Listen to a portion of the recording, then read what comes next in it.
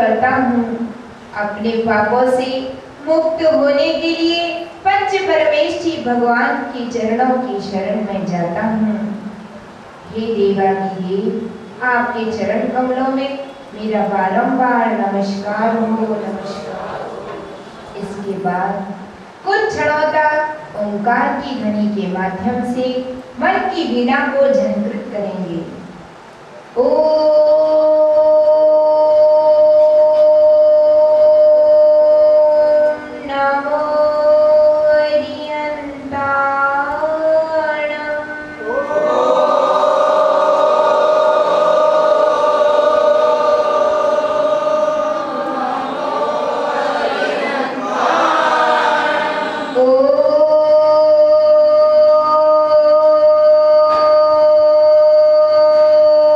नमो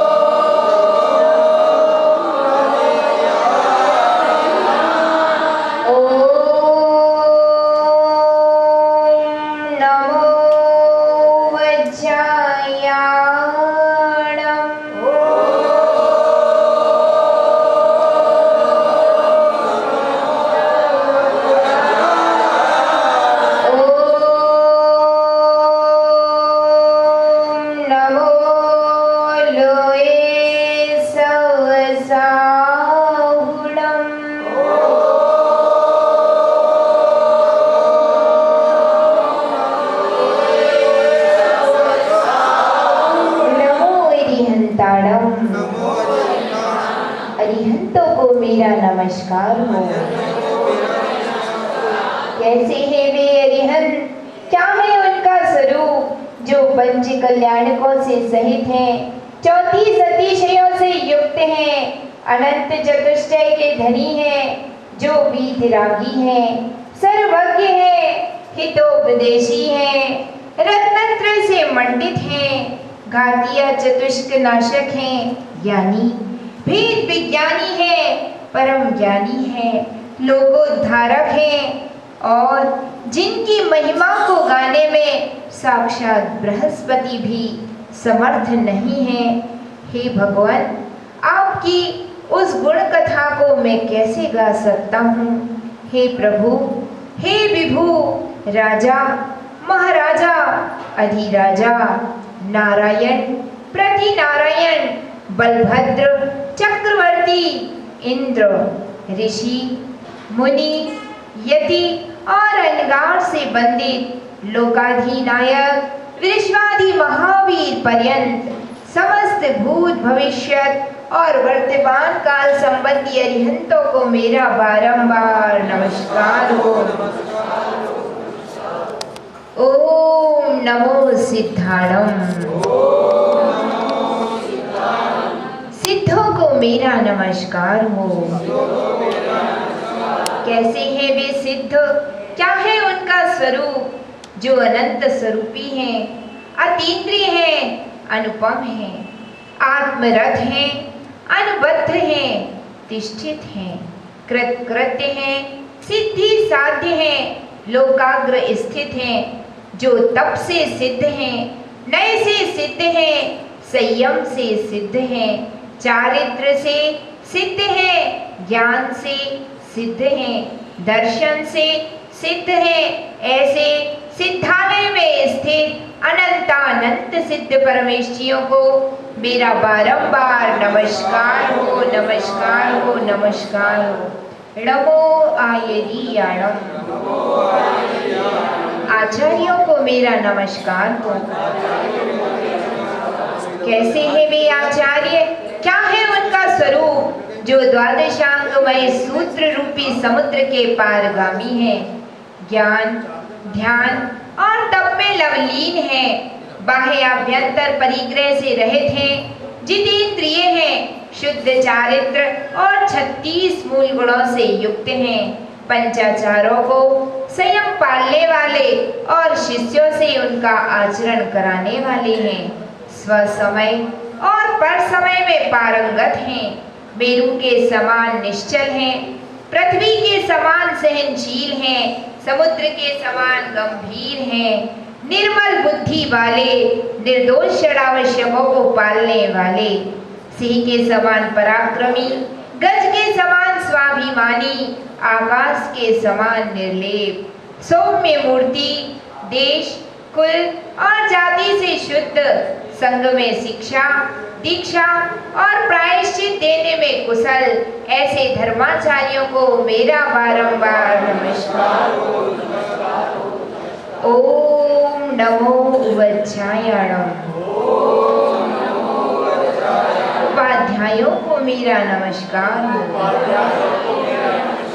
कैसे हैं वे उपाध्याय, क्या है उनका स्वरूप, जो 25 मूल गुणों से युक्त हैं, मोक्ष मार्ग में स्थित हैं, मोक्ष के इच्छुक मुनीश्वरों को उपदेश देने में प्रवीण हैं, व्रतों की रक्षा करने में तत्पर हैं, द्वादशांग रूपी समुद्र में अवगाहन करने वाले हैं, संपूर्ण शास्त्रों के पाठी, ज्ञान दाता, परम आराध्य उपाध्याय परमेष्ठी को मेरा बारंबार नमस्कार हो।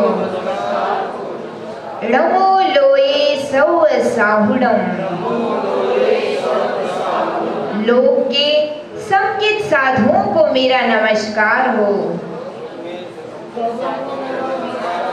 कैसे हैं वे साधु, क्या है उनका स्वरूप, जो विषयों की आशाओं से रहित हैं, आरंभ और परिग्रह से दूर हैं, ज्ञान ध्यान और तप में लवलीन हैं, व्रत संयम नियम और ध्यान रूपी अग्नि में कर्मों को नाश करने में प्रवीण हैं, षडावश्यक कर्मों में सावधान हैं, शुद्ध आत्मा की साधना करने वाले हैं, मन को जीतने वाले हैं, गुण और शील रूपी कवच को धारण करने वाले हैं, सूर्य के समान तेजस्वी हैं, चंद्रमा के समान शीतल हैं, आकाश के समान निर्लेप हैं, परिचय और उपसर्गों को सहन करने वाले हैं, 28 मूल गुणों का निरतिचार पालन करने वाले हैं, मोक्ष के साधक पूज्य मुनीश्वरों के चरणों में मेरा बारंबार नमस्कार हो।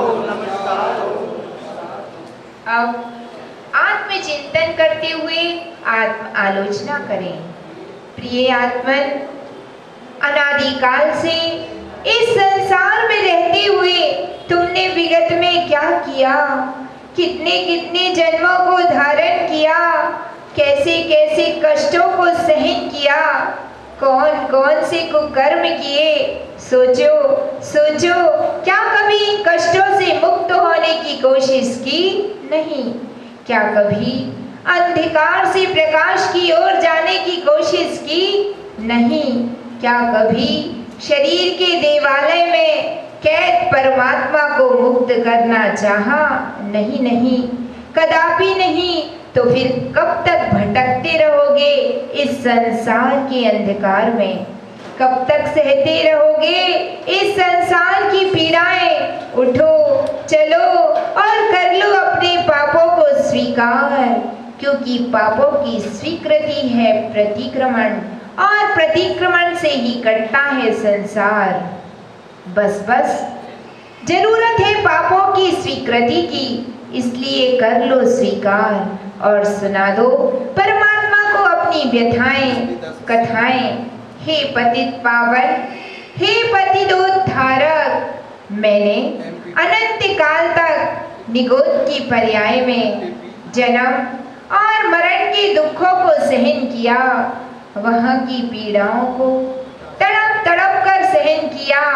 तत्पश्चात मैंने पृथ्वी कायिक की पर्याय में जन्म लेकर हजारों वर्षों तक दुखों का सामना किया।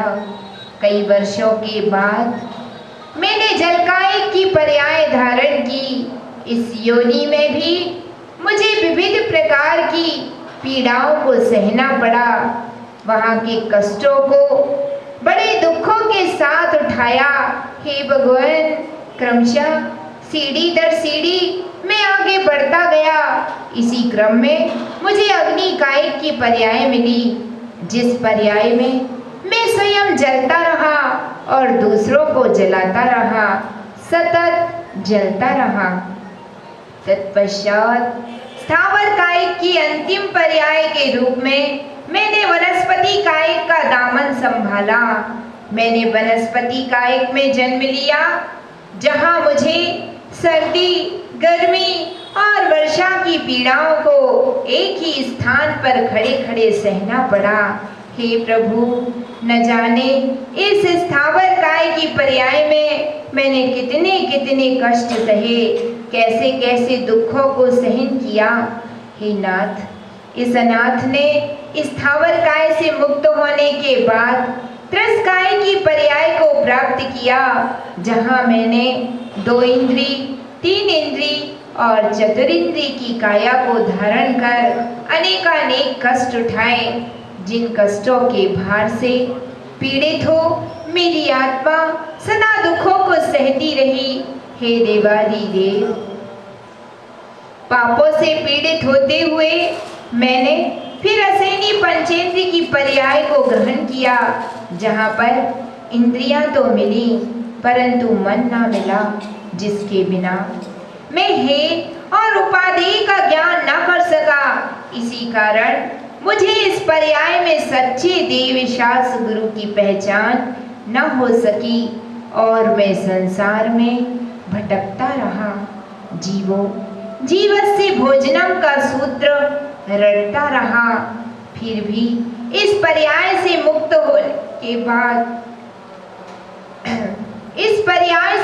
होने के बाद भी मैंने मनन ना किया, नमन ना किया, बस अपने से शक्तिशाली सिंहादि क्रूर प्राणियों का शिकार हुआ। कभी लोगों के द्वारा छेदा भेदा गया। अनंत शक्तिशाली होने के बावजूद भी मैं अपनी शक्ति से विस्मृत रहा, जिसके कारण मुझे सदियों सदियों तक परतंत्र रहना पड़ा। इसी तरह से मैंने त्रियंच की पर्याय में नाना प्रकार के कष्टों को सहा। हे परमात्मा, इस त्रियंच की पर्याय के छूटने के साथ ही मैंने दुखों के सागर नरक की पर्याय को प्राप्त किया, जहाँ की भूमि का स्पर्श ही सहस्त्रों बिच्छुओं के डंक मारने की तरह दुखदायी है, जहाँ की वैतरणी नदी रक्त और पीप से परिपूरित दुर्गंधित है, जहाँ के वृक्षों की छाया भी अत्यंत दुखद है, जहाँ पर प्यास बुझाने के लिए पानी की एक बूंद भी नहीं है और ना भूख मिटाने के लिए नाश का एक कण। यदि खाने के नाम पर कुछ मिलता है तो वह है मार। यदि खाने के लिए वहां मुझे कुछ मिलता है तो मैं अकेला ही तीनों लोगों के संपूर्ण खाद्य पदार्थों को हजम कर जाता, संपूर्ण पेय को एक घूंट में ही पी जाता। परंतु खाने के लिए ना तो वहां अन्न का एक दाना मिलता है, ना पीने के लिए पानी की एक बूंद। क्षुधा, तृषा, शीत और उष्ण की असह्य पीड़ाओं को न चाहते हुए भी मैंने वहां रहकर सहन किया। हे परमपिता, मैंने न जाने किस पुण्य कर्म के उदय से उस अत्यंत दुखदायी नरक से निकलकर मनुष्य की पर्याय को प्राप्त किया, जहाँ पर मुझे प्रारंभ से ही 9 माह तक गर्भ की पीड़ाओं को सहन करना पड़ा। जन्म के समय की पीड़ाओं का वर्णन करना तो मेरे द्वारा शक्य ही नहीं है। इतनी पीड़ाओं को सहने के बाद भी मेरी पीड़ाओं का अंत ना हुआ। हे भगवान, अपना बाल्यावस्था अज्ञानता में, यौवनावस्था भोगों में और वृद्धावस्था बुढ़ापा, हाय हाय बुढ़ापा नहीं, ये बुलावा है, मौत का निमंत्रण है मेरे गमन का, और मौत मौत के आगमन का समय है। इस प्रकार अपनी बाल, युवा और वृद्धावस्था को मैंने यूं ही गंवा डाला। हे भगवान, उस मनुष्य पर्याय का मैं कुछ भी सदुपयोग ना कर सका। किसी पुण्योदय से कभी देव पर्याय को भी पाया तो मिथ्यात्व से ग्रसित रहा। अपने से अधिक रिद्धि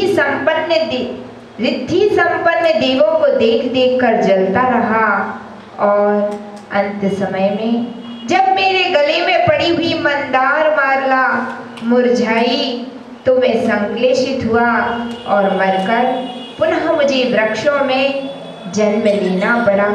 इस प्रकार कई कल्प काल बीत गए पंचवरावर्तन करते हुए। हे भगवान, परंतु आज तक मेरा यह भव भ्रमण नहीं छूटा। हे प्रभु, हे करुणा के सागर, बस बस अब मैंने देख लिए इस चतुर्गति संसार के दुख, सुना दी अपनी काली कलुषित कहानी। हे परमात्मा, अब मुझसे ये पीड़ाएं सही नहीं जाती। अब मुझसे यह कर्मों का बोझा ढोया नहीं जाता। अब मुझसे ये पापों का नर्तन देखा नहीं जाता। हे प्रभु, रक्षा करो, रक्षा करो, रक्षा करो। हे नाथ, मैं आपकी शरण में आया हूँ। मैं मानता हूँ कि मैंने अपराध किए हैं, मैंने पाप किए हैं। मैंने स्वयं के बजाय दूसरों की आलोचना की है। हे भगवान, अज्ञानतावशात आपकी अवहेलना की है, परंतु हे भगवान, आप तो करुणा के सागर हैं, आप तो दया निधान हैं। इसलिए मैं आपकी शरण में आया हूँ। आप मेरे स्वामी हैं, अतः इस सेवक को, इस दास को अपने चरणों की शरण अवश्य प्रदान करेंगे। हे पतितोद्धारक, मुझे संसार से पार करो। हे भगवान, मुझे कर्म बंधन से मुक्त करो। हे स्वामिन, मेरे दुखों का क्षय हो। हे परमात्मा, मेरे कर्मों का क्षय हो। हे भगवान, मुझे बोधि की प्राप्ति हो, मुझे सुगति की प्राप्ति हो, मेरा समाधि मरण हो। और भगवान, जब तक भव भ्रमण ना छूटे तब तक मेरा हृदय आपके चरणों में लीन रहे और आपके चरण सदा मेरे हृदय में विराजमान हों। इस प्रकार